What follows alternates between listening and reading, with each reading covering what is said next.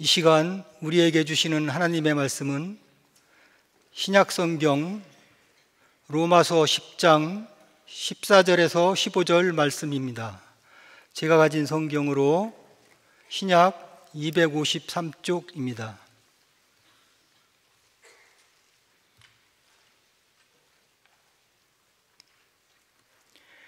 로마서 10장 14절에서 15절 말씀을 다 같이 합독하시겠습니다. 그런즉 그들이 믿지 아니하는 일을 어찌 부르리요, 듣지도 못한 일을 어찌 믿으리요, 전파하는 자가 없이 어찌 들으리요, 보내심을 받지 아니하였으면 어찌 전파하리요. 기록된 바 아름답도다 좋은 소식을 전하는 자들의 발이여 함과 같으니라. 아멘. 할렐루야, 반갑습니다. 이지훈 목사입니다. 예, 반갑습니다. 네, 지난 10월에 여러분들을 이거 화면 안 띄워주셔도 됩니다. 지난 10월에 여러분들 뵙고 6개월 만에 다시 또 뵙게 되니까 오는 길이 너무나 설레이고 참 행복한 시간들이었습니다. 오늘 말씀 제목을 같이 한번 읽어볼까요? 시작.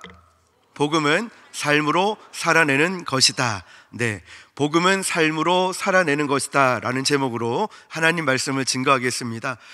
여러분 14절 말씀도 한 번 더 같이 읽어볼까요? 14절 시작. 그런즉 그들이 믿지 아니하는 일을 어찌 부르리요, 듣지도 못한 일을 어찌 믿으리요, 전파하는 자가 없이 어찌 들으리요. 아멘. 여러분 요즘 길에 가면 전도하는 사람들이 많을까요, 적을까요? 그렇죠. 예전보다 이렇게 많지 않은 것을 보게 되고, 또 오히려 전도하는 사람들 보면은 참 귀하다라고 생각이 듭니다. 그런데 참 마음이 아픈 현실이죠.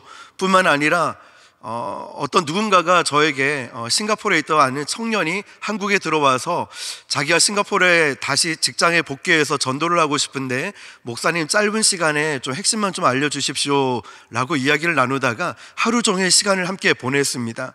그런데 그 청년과 이야기를 하다가 제가 마음이 참 씁쓸했던 게 뭐냐면, 목사님 참 대단한 것 같아요, 특별한 것 같아요. 그런데 그 말을 듣는 순간 눈물이 핑 도는 거예요. 이게 왜 특별할까? 이게 왜 대단한 일일까? 예전에는 이게 당연한 일이었고, 또 우리가 신앙생활하면서 이게 당연한 부분인데, 그 청년에게 그랬어요. 이게 왜 특별한지 모르겠다. 그런데 그 말이 너무 마음이 아프다. 우리가 예수님을 믿고 살아가면서 주변에 믿지도 않는 일을 우리가 전파하는 이가 없으니까 듣지도 못하고 믿을 수도 없다는 것이죠. 그래서 오늘 말씀 15절에는 보내심을 받지 아니하였으면 어찌 전파하리요, 기록된 바 아름답도다 좋은 소식을 전하는 자들의 발이여 함과 같으니라. 아멘. 하나님께서 우리를 보내주시지 않는다면, 또 내 힘으로 복음을 전하는 것이 아니기 때문에 우리는 내가 실력이 있다 없다라고 말할 수도 없는 거예요. 왜냐하면 복음 자체가 하나님의 능력이고 우리는 순종하며 가는 것입니다.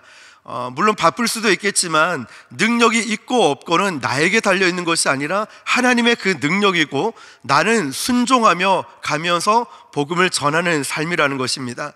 그렇기 때문에 우리가 순종하고 가면은 반드시 열매는 있고, 나만 포기하지 않는다면 때가 이름에 아름다운 열매를 거두게 될 줄 믿습니다. 저는 2주 전쯤에 아주 특별한 경험이 있었습니다. 이분은 정말 불교 신자고, 경남의 김해라는 곳에 이분의 오빠가 한 사찰의 주지 스님이시고, 이분은 부식 가게를 하는데 거기에서 장사를 하는 건지 절간인지 구분이 안 될 정도예요. 같이 가는 전도팀 분들은 거기는 너무 향냄새와 영적으로 어두워서 못 들어가겠대요. 늘 저 혼자 들어가거든요. 그런데 그분과 이렇게 좋은 관계를 형성해 나가면서 자연스럽게, 처음에는 교회의 교자, 예수의 예자도 못 꺼내게 했던 이분이 어느 순간 바뀌고 변화되기 시작합니다. 그런데 이분이 어렵고 힘들 때마다 이제는 저를 찾기 시작을 했는데, 몇 달 전쯤에 허리가 아픈데 낫지를 않는다고 이러는 거예요. 목사님, 내가 부처님께 아무리 기도해도 부처님이 나를 좀 이 허리를 낫게 안 해주시는데, 목사님이 믿고 있는 예수님한테 한번 기도 한번 해봐라 부탁을 하는 거예요. 제가 바로 기도를 해드렸죠. 그리고 나서 그 다음 주에 전도하러 가면서 물어보니까 목사님 나 많이 좋아졌어요 그러는 거예요. 그러면서 예수님에 대해서 자연스럽게 전할 수 있었는데 2주, 3주 전쯤에 새벽에 전화가 들어왔는데 못 받았어요. 저는 자는 시간이라. 그래서 아침에 전화를 하니까 그 보호자가 받는데 그분이 뭐라고 하냐면 이지훈 목사님이세요? 네, 그렇습니다. 제가 새벽에 전화 온 줄을 몰라서 못 받았습니다. 그게 아니라 저희 어머니가 응급실로 실려가면서 내경색에 와서 응급실 실려가는 그 앰뷸런스 안에서 그 어머니께서 이지훈 목사님 찾아가지고 전화해가지고 나 지금 응급실 실려가고 병원에 입원한다고 꼭 얘기하고 나를 위해 기도해 주세요라고 전해달라고 해서 전화했습니다. 제가 깜짝 놀란 거예요. 어떻게 이분이 그렇게 완전 불교 신자이거든요. 그런데 어떻게 이렇게 변했을까? 어떻게 그분이 응급실 실려가면서 병원에 간다, 응급실 간다, 목사님 기도해 주세요라고 하면서 의식을 잃어버리고 그리고 응급실에서 치료받는다고 그분하고는 통화가 안 됐어요. 근데 며칠 뒤에 통화를 했었는데요, 이제 그분에게 기도를 해드리기 전에 저는 항상 그럽니다. 이분이 예수님을 알아야죠.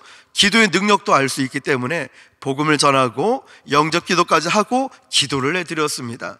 제가 그렇게 기도를 하고 이제 전화를 끊고 나서 만약에 내가 전하지 않았더라면 향냄새 나고 부적에다가 막 절감같이 느껴지는 그런 환경이라고, 제가 만약 그분에게 복음을 전하지 않았더라면, 예수님을 전하지 않았더라면 어떻게 됐을까라는 생각이 들었습니다. 역시 하나님께서 보내주셨기 때문에 감당할 수 있었는데, 그 다음 주에 전도하러 그 시장 쪽에 가니까 사람들의 주된 관심사는 이거였어요. 목사님, 그분하고 통화했어요? 목사님, 기도해 드렸어요?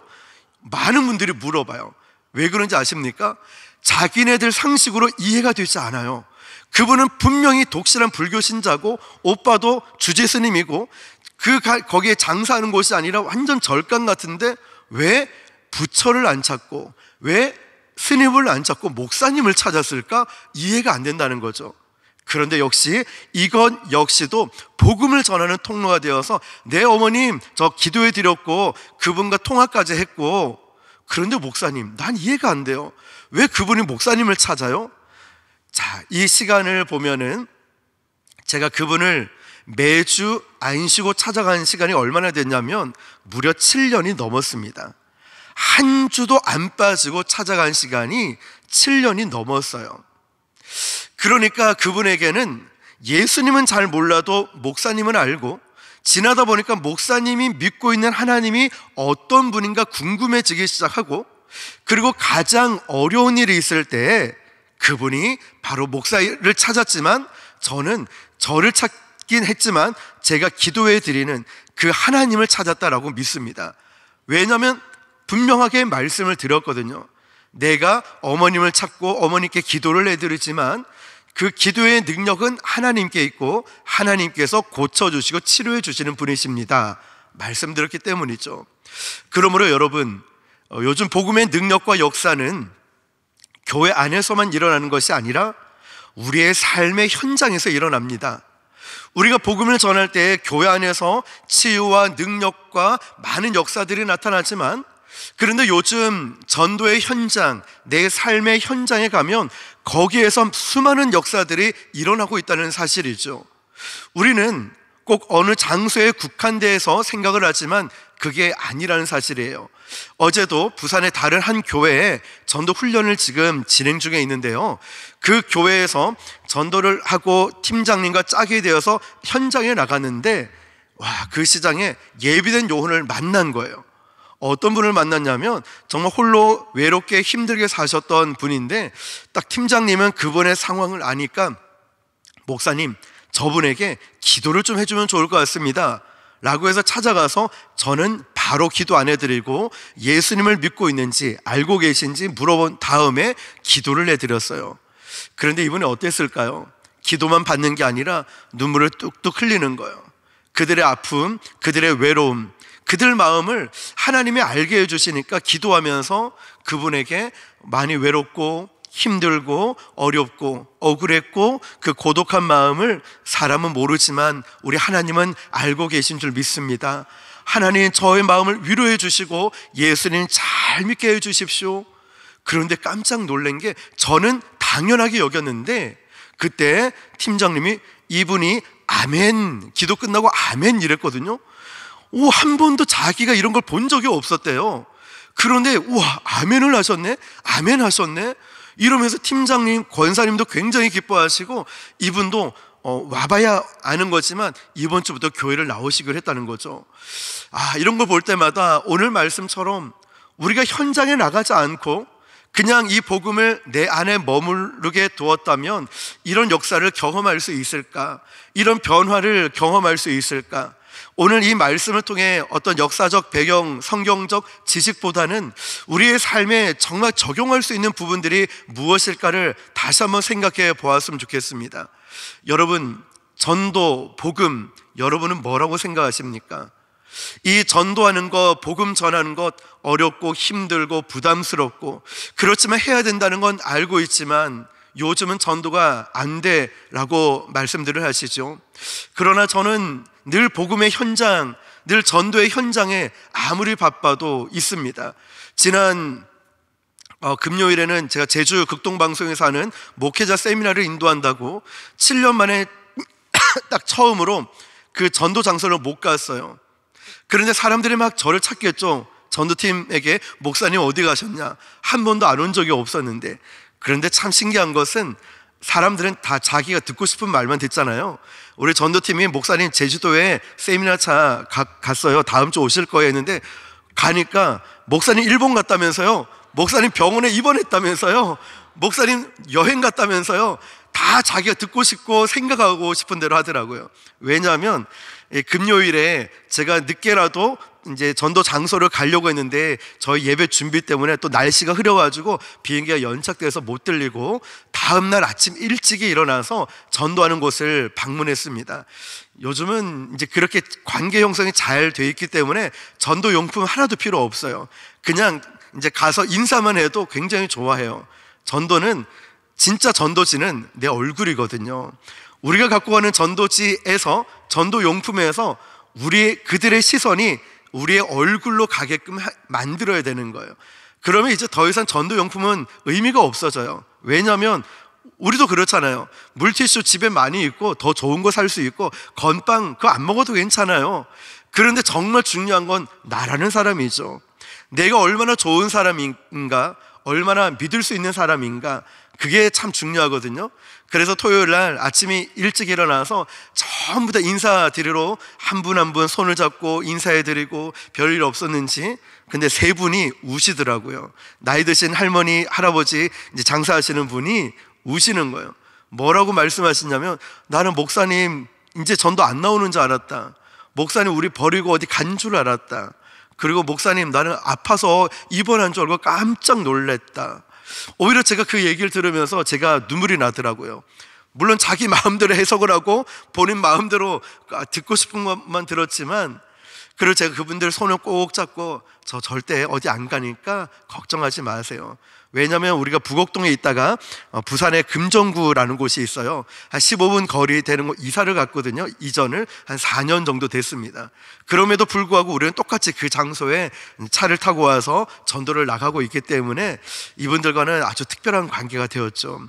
그런데 역시 또 중요한 것은 옆에 젊은 사장님이, 식당을 하시는 분이 우시는 사장님과 제가 손을 잡고, 제가 걱정하지 마세요, 제가 빠지지 않고 올 거예요, 이런 말씀 드렸더니 이 젊은 여자 사장님이 팔짱을 끼고 이해가 안 가네. 도대체 목사님, 아니 다음 주에 나오면 되지 굳이 이 아침 일찍 왜 오냐고, 이해가 안 가네 이러시는 거예요. 역시 복음을 전할 수 있는 좋은 기회가 된 것 같아요. 그래서 그분에게 이렇게 말씀드렸죠. 이상하게 제가 이 어르신들을 보면은 너무나 사랑하는 마음이 들어요. 마치 저희 부모님 같고, 또 젊은 분들 보면 우리 가족 같고, 너무너무 사랑해서 제가 보고 싶어서 아침 일찍이 이 시장에 나왔습니다. 아니 목사님 다음 주에 와도 볼 수 있잖아요. 그런데 저는 너무 보고 싶어요. 그런데 사장님, 이 마음은 제가 좋아하고 사랑한다는 이 마음은 저가 갖고 싶어서 갖는 게 아니라 하나님께서 저에게 주신 마음이에요. 하나님이 성경 말씀을 보면 독생자 예수님을 이 땅에 우리를 사랑해서 보내주셨거든요. 마찬가지로 저도 하나님께서 사랑하시는 그분들에게 저를 보내신 거예요. 그래서 저는 그분들이 너무너무 사랑스러워요. 그래서 제가 보고 싶어서 왔어요. 그분은 이해를 못할지도 몰라요. 그러나 이분이 언젠가는 이 귀한 복음의 사실을 깨달으리라 믿습니다. 왜냐하면 아까 그 7년 만에 예수님을 영접하고 기도회 드렸던, 응급실로 실려갔던, 아직도 병원에 있거든요. 그렇지만 한 번씩 통화하면서 기도를 해드려요. 언젠가 이분도 변화될 것을 믿기 때문이죠.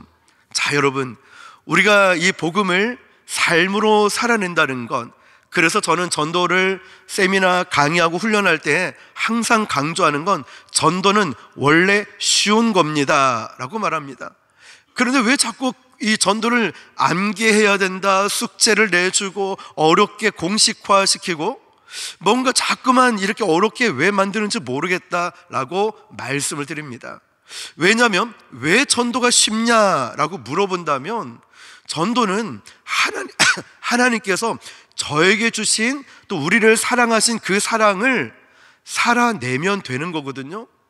하나님이 저를 사랑했듯이 나도 또 다른 영혼을 사랑하고, 하나님께서 나에게 따뜻한 사랑과 용서를 베풀어 주셨듯이 나도 또 다른 영혼에게 그렇게 베풀고 살아가면 되는 거거든요. 그런데 사람들은, 여러분, 우리가 막 암기해서 이야기하고 숙제하고 막 이런 식으로 해서 알아듣는 게 아니라, 내가 말 한마디, 따뜻한 말 한마디, 따뜻한 눈빛, 이걸 통해서 신기하게도 복음을 읽어내고 있어요. 복음을 읽어내고 있어요. 나의 모습을 통해서. 그분들은 우리의 전도시, 전도용품, 물론 나쁘다는 게 아니에요. 정답도 아니에요. 왜냐하면 전도는 왕도가 없고 공식이 절대 없어요. 하나님의 성령께서 역사하시기 때문에. 그런데 여러분, 우리가 이렇게 가서 따뜻한 말 한마디, 따뜻한 표정 하나, 이런 것이 사람들을 볼 때 뭐라고 하냐면, 야, 교회 다니는 사람 다르구나, 예수 믿는 사람은 다르구나 라고 인식을 하기 시작한다는 거죠. 그런데 우리는 지금까지 참 많은 부분을 어디에 신경을 썼냐면, 전도용품, 그 전도를 어떻게 하면 이벤트화 시키고 프로그램화 시킬까. 그러나 그게 아니라, 여러분, 저는 그분들에게, 저와 함께 간 어제 팀장 권사님이 이제 세 번째 훈련을 했었으니까요. 그분이 그럽니다. 목사님과 함께 가면서 이 전도에 대해서 특별히 많이 배우지만 말 한마디 한마디가 정말 따뜻함이 느껴진대요. 그래서 제가 설명을 드렸습니다. 권사님, 왜 제가 질문이 이런 따뜻함과 그들을 감동 줄 수 있을까요? 중요한 건 이거예요. 제가 정말 그분들을 사랑하는 마음이 있기 때문에 그래요. 그분들이 처음 보는 분이라 할지라도 저는 따뜻함으로 다가서니까 질문 내용이 달라져요. 왜냐하면 보통은 교회 예수님 얘기하거나 아니면 교회 오세요, 뭐 이 정도 간단하게 얘기했다면, 저는 그런 얘기 일체 하지 않고, 아이고 추운데 옷을 왜 이렇게 얇게 입고 계세요? 아니 다리를 쩔뚝거리면, 다리가 어디 편찮으세요? 안 좋으세요? 아니 얼굴이 왜 이렇게 어두워요? 이 교회 말고 다른 교회, 이제 8주 훈련 끝난 교회에 역시 팀장 권사님과 같이 갔는데 마스크를 쓰셨는데 얼굴이 까매요. 아, 이분은 뭔가 아프구나, 질병이 있구나. 그래서 공원에서 만났는데 그분과 대화를 나누다가, 아버님 지금 건강이 안 좋으시죠? 저를 깜짝 놀래 쳐다보는 거예요. 아니 얼굴이 좀 안색이 안 좋고 힘드신 것 같은데, 우리 인생은, 저는 젊지만 우리가 언제 이 땅을 떠날지 모르잖아요. 우리 마지막 준비를 잘 하셔야 해야 되지 않을까요? 아버님, 지금 이해가 되지 않을지 몰라도요, 우리가 이곳에 왔고 이렇게 만나게 하신 것은 하나님의 뜻이 있는데, 오늘 한번 예수님을 소개해 드려도 될까요? 소개해 드렸어요. 영접기도 했어요. 기도도 해 드렸어요. 전도 일기를 늘 쓰거든요. 저희 교회 홈페이지나 제 카카오 스토리나 뭐 어디든 들어가 보면은 그 내용이 있어요. 그분이 예수님을 믿었던 사진과 함께 올려져 있어요. 길에서, 시장에서, 상가에서 내 직장, 내 가정에서 이러한 역사, 이러한 일들이 일어나요. 그런데 어떻게 일어나느냐? 내 마음에 진심에서 우러나오는 따뜻한 그 사랑이 그 영혼을 변화시키고 있다는 거죠. 여러분, 저는 정말 저도 이제 개척한 지 7년 넘고 하나님의 은혜로 계속 이제 부흥과 성장, 또 전도도 열심히 기도도 합니다. 그런데 힘들 때가 참 많이 있었습니다. 그 힘들 때 제가 이제는 목회를 좀 내려놔야 될까? 그만할까? 이런 굉장히 큰 고민이 있었습니다. 그때 제가 상담을 하고 하러 찾아간 분이 어떤 분이었을까요? 대형교회 목사님? 아니면 능력 있는, 아니면 뭐 물질이 많은 사람? 아니면 어떤 사람을 찾아갈까 딱 봤더니 제가 생각해 보니까 어떤 한 변두리에 지하에서 목회하시는 그 목사님을 찾아갔어요. 그 왜 찾아갔을까 제 자신을 생각해 보니까 그 목사님은 따뜻한 분이셨어요. 그러니까 제가 힘들고 어려울 때 찾아가는 사람은 따뜻한 분이었어요. 그러니까 제가 그분을 찾아가서 역시 저의 아픔을 이야기하니까 이분이 우시는 거예요. 왜냐하면 저의 아픔을 이야기했을 때 자기 일도 아닌데 우는 그 모습이 평생 잊혀지지 않아요. 나를 위해 울어줄 수 있는 사람이 있네? 아니, 자기 일도 아닌데 어떻게 울어줄 수 있지? 그러면서 우리끼리니까 장난삼아, 누가 우리 목사님 힘들게 하냐? 누구야 데려와, 내가 한번 가서 한 따까리 해줄까? 막 이렇게 표현하더라고요. 그런데 제가 또 한 가지 생각한 게 이거예요. 만약에 세상 사람들이 어렵고 힘들 때, 아까 그 7년 만에 예수님을 영접했던 그분, 불과 2, 3주 전이죠. 만약에 그런 것처럼 어렵고 힘들 때 나를 찾을 수 있는 사람은 어떤 사람일까? 따뜻한 사람이었어요. 여러분, 따뜻한 사람.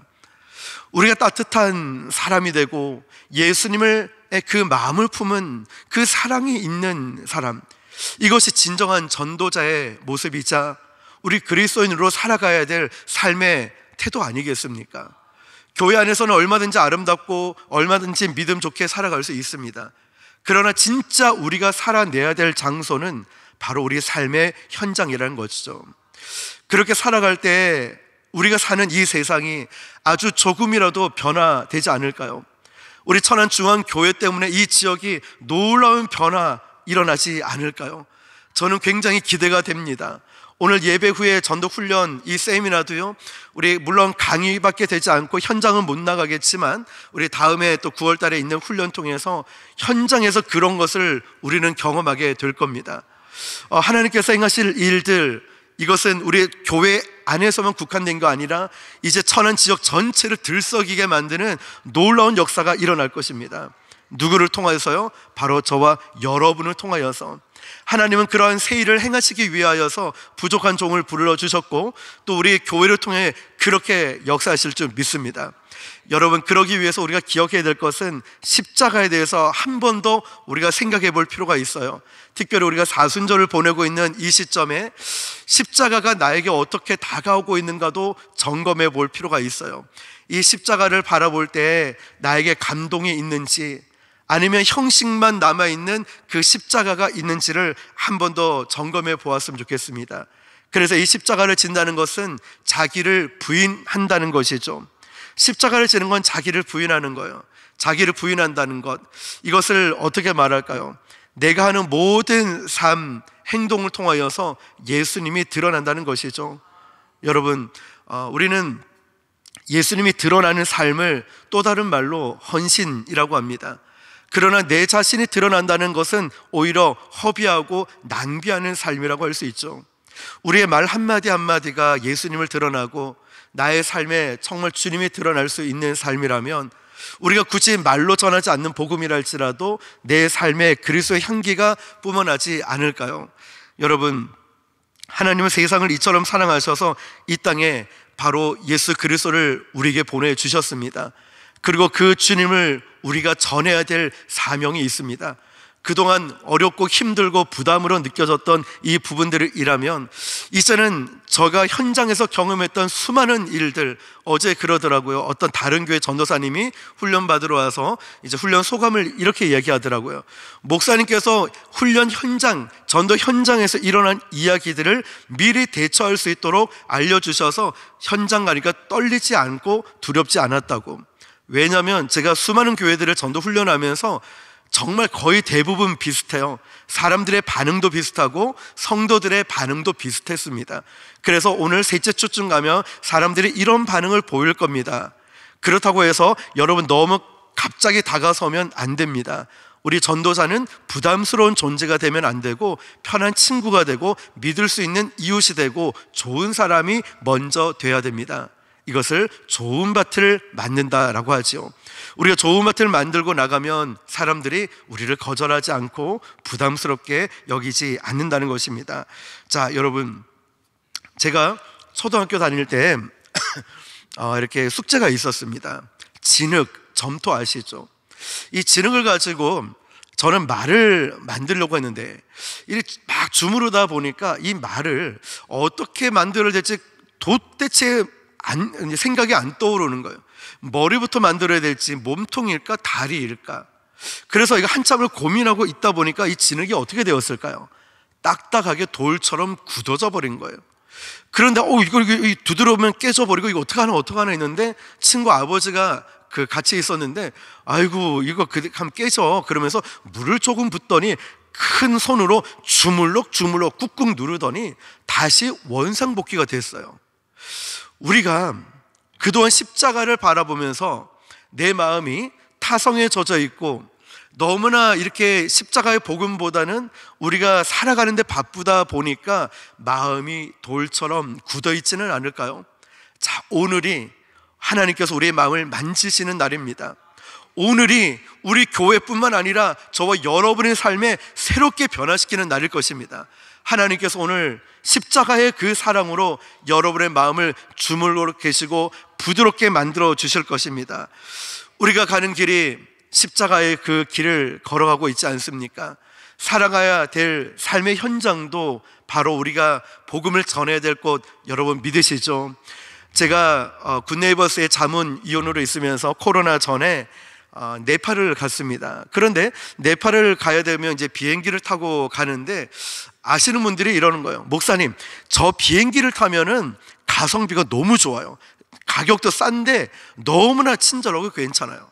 목사님, 이 비행기를 타면은 이 비행기는 음식이 참 잘 나와요. 이 음식 먹으면 입에서 살살 녹아요. 목사님, 저 비행기를 타면은 저 비행기는 승무원들이 너무너무 친절하고 비행기도 참 좋아요. 그런데 여러분, 아무리 가성비가 좋고 음식이 좋고 서비스가 좋아도 그 비행기가 네팔을 가지 않는다면 그건 의미가 없는 비행기라는 것이죠.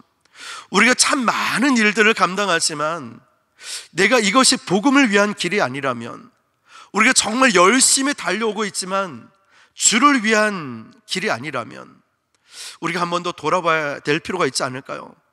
여러분, 옛날 한자 이런 말 했죠. 열심보다 뭐가 중요하다 했죠? 방향이 중요하다고 하죠. 그런데 그리스도인들에게는 한 가지가 더 있습니다. 열심도 중요하고 방향도 중요한데 한 가지는 타이밍이라는 거예요. 열심과 방향 가운데 타이밍이 중요한 이유가 뭐냐면 하나님께서 저와 여러분을 쓰시는 때가 있다는 거예요.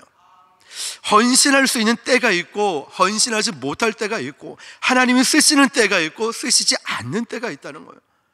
저는 지금이 정말 하나님께서 저와 여러분 우리를 쓰시려고 이곳에 불러주심을 믿습니다. 부산에서 저는 새벽 기도를 마치고 바로 왔어요.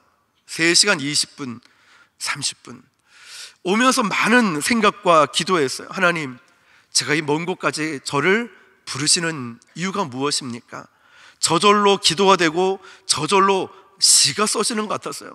하나님, 이 한 몸 아무것도 아닌 미약한 무익한 종이지만 하나님께서 쓰신다고 하면 제가 천하니 뭡니까? 어디든지 가겠습니다. 하나님이 단 한 사람이라도, 정말 우리 여기 천안 중앙교회에 계신 단 한 분이라도 오늘 도전을 받고 전도자로 살아간다면 주님, 저 마음껏 써주십시오. 이런 간절함이 저를 이곳까지 인도하게 되더라고요. 자, 여러분, 우리가 하나님 앞에 섰을 때 우리는 사도 바울처럼 교회를 세우면서 수백 명, 수천 명 전도를 못할 수 있고요, 우리는 예수님처럼 그렇게 기도하고 그렇게 복음, 그렇게 능력 없습니다. 그렇지만 우리가 하나님 앞에 섰을 때, 하나님, 저 예수님처럼은 못 살아도 예수님은 닮아가려고 했습니다. 저는 수천 명 전도를 못해도 어떻게든 복음을 위해 살려고 제가 애를 썼습니다. 하나님, 저 열심히 살았어요. 복음을 위해서. 이 고백 여러분 할 수 있지 않을까요? 바로 그겁니다. 우리가 정말 주님 앞에 섰을 때 저와 여러분이 너 몇 명 전도했냐? 주님 그거 묻는 거 아니시죠? 너 정말 나를 위해서 그렇게 살아왔냐라고 물어보실 때, 주님, 저 열심히 살았습니다. 복음을 위해 이 십자가를 지고 살아왔습니다 라고 고백할 수 있는 바로 그때가 오늘 지금인 것 같아요. 저도 그럴 각오를 하고 달려왔고요, 그런 기도를 하고 그런 마음으로 왔어요. 오늘 복음, 이 복음은 삶으로 살아낸다는 것은 전도를 떠나서 그리스도인의 삶의 방식이자 우리가 정말 이제는 그렇게 살아가야 될 부분, 전체를 그렇게 살지는 못하더라도 단 한 부분이라도 우리가 복음을 삶으로 살아낸다는 건 우리 주님이 가장 원하시는 부분들 아닐까요?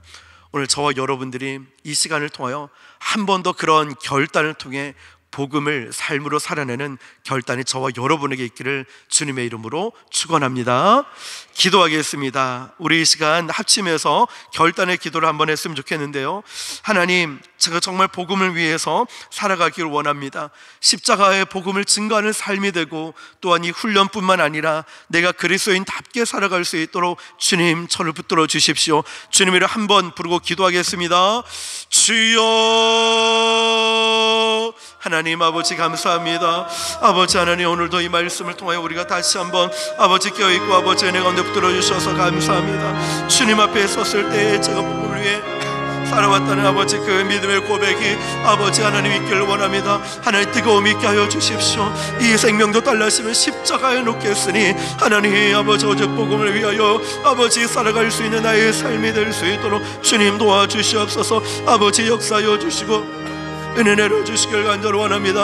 아버지 하나님, 나의 삶에 전심으로 하나님을 기쁘시게 하는 복음을 위해 살아가는 삶이 되게 하여 주시옵고, 우리 모두가 성령 충만함을 넓혀 주셔서 이제 천하를 들썩이게 하는 놀라운 구원의 역사가 일어나고 아버지 영혼의 아름다운 열매를 거둘 수 있도록 주님 역사하여 주시옵소서. 하나님 기름 부어 주시길 원하오니 주님 홀로 영광 받아 주시옵소서. 감사합니다.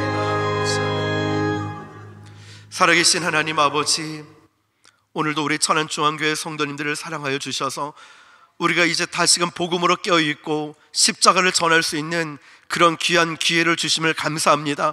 마땅히 해야 될 본분이고 우리가 해야 될 길이었지만 어느새 나도 모르게 굳어져 있던 이 마음을, 돌같은 마음을 부드럽게 만져주시고 다시금 십자가의 복음을 위해 살아가도록 인도하여 주옵소서. 이제 하나님, 우리가 살아도 주를 위해 살고 죽어도 주를 위해 죽나니 그러므로 나는 사나 죽으나 오직 주의 것이라다. 주님을 위해 살아가는 우리의 인생, 우리의 삶이 될 수 있도록 축복하여 주옵소서. 모든 영광 주님께 올려드리며 예수님 이름으로 기도드립니다. 아멘.